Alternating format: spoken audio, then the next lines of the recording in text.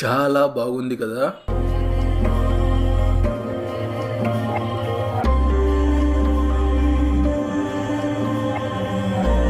ఇక్కడి నుంచి 7 గోపురాలు దాటుకొని లోపలికి వెళ్ళి రంగనాథుణ్ణి దర్శించుకోవాలి.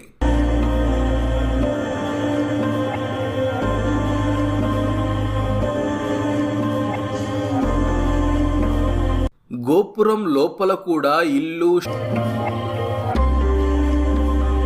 ఇలా లోపలికి రాగానే రంగ విలాస మండపం కనిపిస్తుంది.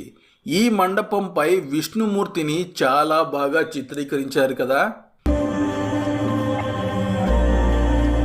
ఈ మండపం దాటి అవతలికి వెళ్తే రామానుజ సన్నిధి, చక్రధ్వజార్ సన్నిధి ఉంటుంది.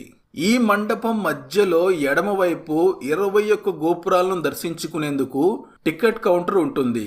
ఇక్కడే టికెట్ తీసుకోవాలి. దీని కాస్ట్ 50 రూపాయలు. రండి ఆలయం పైకి వెళ్ళి 21 గోపురాలను దర్శిద్దాం.